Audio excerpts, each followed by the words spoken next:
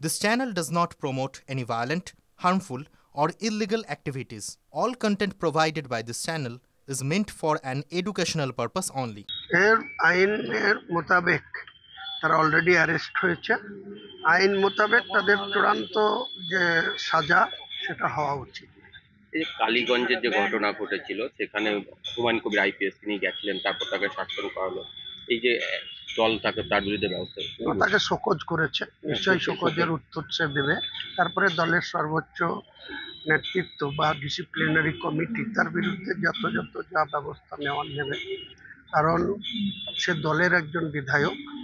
সে যদিও সেখানে গিয়ে বলছে আমি দলের তরফ থেকে আসিনি, আমি একটা বেসরকারি অন্য সংস্থান চালাই, সেই সংস্থান থেকে আমি এসেছি, কিন্তু সেটা ধোপে টিকে না এই কারণেই যে তিনি আগে তৃণমূলের বিধায়ক, তিনি মন্ত্রীও ছিলেন।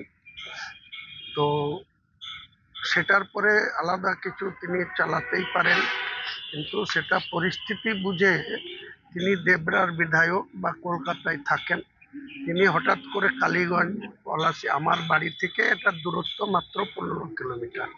আমি গঙ্গার এপারে থাকি, গঙ্গার ওপারে পলাশী, পলাশী থেকে মুলান্দির ডিস্টেন্স একদম আমার হাউস থেকে ওদের বাড়ি 15 কিলোমিটার। আমি তো যেতে পারতাম, কিন্তু কেন যাইনি?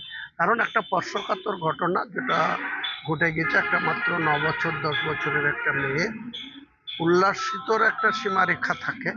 সেই ভোটের রেজাল্টের জন্য যে উল্লাসিত বা কিছু ক্রিমিনাল বা কিছু বদমাইশ, যেটা একটা একদম পবিত্র একটা ছোট্ট মেয়ে, তাকে এইভাবে বোমে খেয়ে মরতে হলো, এটা নিন্দা জানানো বা এই ঘটনায় যারা যুক্ত প্রশাসন সঠিকভাবে ইনকোয়ারি করে তাদের উপযুক্ত সাজা দেবে, এটাই আসল কথা।